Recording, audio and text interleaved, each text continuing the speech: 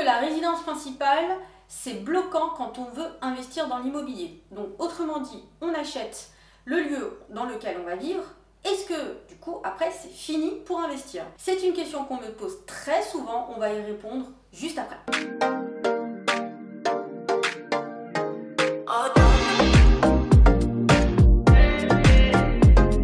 Salut, c'est Amel, juriste investisseuse en immobilier. Je suis ravie de vous accueillir sur cette chaîne YouTube. Si vous ne la connaissez pas, n'hésitez pas à vous abonner en cliquant sur la petite cloche que vous allez trouver en bas de la vidéo. Et si vous vous lancez dans l'investissement immobilier, n'hésitez pas à cliquer sur le lien qui va vous amener vers mon atelier PSR d'1 heure offert. C'est juste en descriptif de cette vidéo. Alors, acheter sa résidence principale ou pas, ça c'est vraiment la grosse question que beaucoup se posent lorsque on veut investir en immobilier. Et bien en fait, il y a deux choses différentes, il y a deux hypothèses que je vais faire et puis je vais vous parler de mon expérience personnelle. La première hypothèse, c'est le fait que beaucoup de vidéos sur YouTube vont vous dire il faut surtout pas acheter sa résidence principale quand on veut investir dans l'immobilier. Et bien moi, je vais parler de l'hypothèse dans laquelle investissez dans la résidence principale, ça ne vous bloque pas pour investir dans l'immobilier.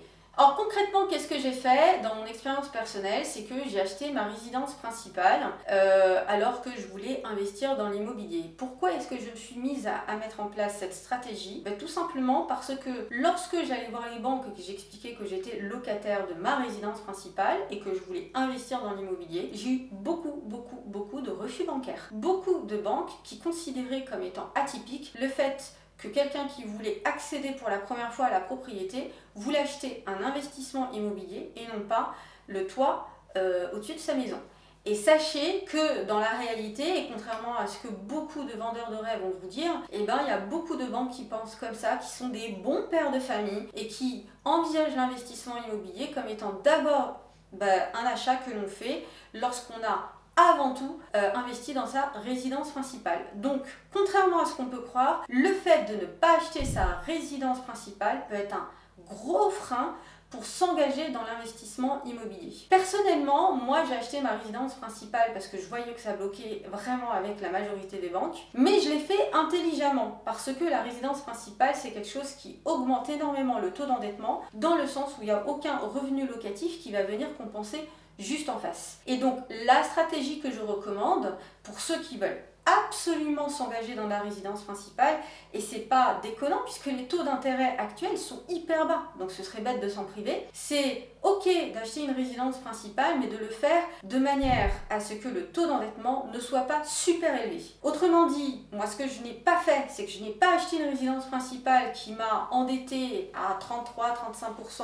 donc au taquet en mettant toute mon épargne dans la résidence principale. J'ai acheté une résidence principale modeste qui était en dessous de mes besoins réels, mais qui ne m'endettait qu'à hauteur de 22% en me laissant mon épargne de côté. Et ça me permettait ensuite de pouvoir légitimer le fait qu'auprès des banques, j'avais les moyens de continuer sur l'investissement immobilier locatif. Et ça, dans ce cas-là, ça fonctionne. Pas dans le cas où vous allez tout miser sur votre résidence principale. D'ailleurs, attention aux faux frais parce que pour ceux qui achètent une maison, vous allez acheter la maison et puis ensuite, surtout si c'est en VFA, vous allez commander du matériel de carrelage peut-être qui au final va être un peu plus cher.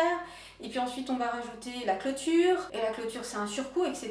Donc il y a des faux frais qui se rajoutent. Et puis il y a toujours des problèmes, quand on achète quelque chose, au final, la chaudière faut la remplacer, encore c'est des frais complémentaires. Et puis l'épargne s'amenuise de plus en plus. Donc c'est là le piège de la résidence principale pour ceux qui veulent investir dans l'immobilier massivement, c'est d'y aller mais sans anticiper vraiment les faux frais et en allant au taquet du taux d'endettement. A l'inverse, pour ceux qui commencent par l'investissement immobilier, il peut y avoir cette réticence du conseiller bancaire à se dire que vous commencez par de l'investissement immobilier et pas par de la résidence principale.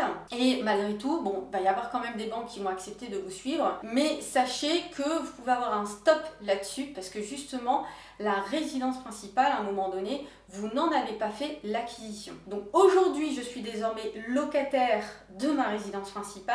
Et pourquoi ça ne me pose pas de problème? Parce que j'ai déjà du patrimoine et aussi et surtout parce que mon taux de charge en tant que locataire est faible. Je paye un très petit loyer par rapport à mes revenus. Et ça, ce n'est pas bloquant.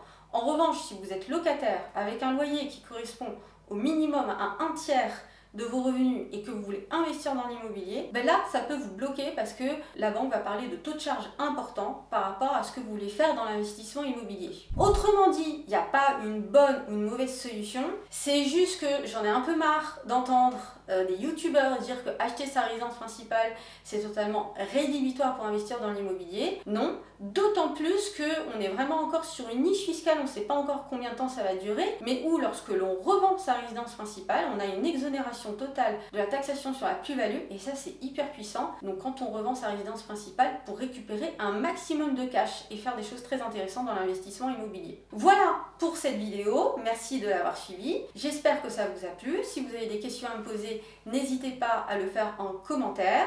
Moi, ma question, donc que je vous pose dans le cadre du sondage, c'est: est-ce que vous avez commencé à investir dans l'immobilier d'abord dans la résidence principale? Réponse oui ou non, allez sur l'onglet communauté de ma chaîne YouTube pour pouvoir répondre à ce sondage, et la réponse définitive vous la trouverez sur mon compte Insta dont le lien se trouve en description de cette vidéo. Donc n'hésitez pas à vous abonner à mon compte Insta parce que je vous raconte dans mes stories mon quotidien d'investisseuse IMO. Si vous souhaitez voir d'autres contenus de ma chaîne YouTube, c'est par là. Et si vous voulez vous abonner à ma chaîne YouTube et vous n'êtes que 30% à suivre cette chaîne en étant abonné, donc autant dire 70% sans être abonné, bah allez-y, c'est le moment de cliquer sur la notification, sur la cloche pour recevoir les prochaines vidéos de ma chaîne. Je vous dis à très bientôt pour de nouveaux sujets.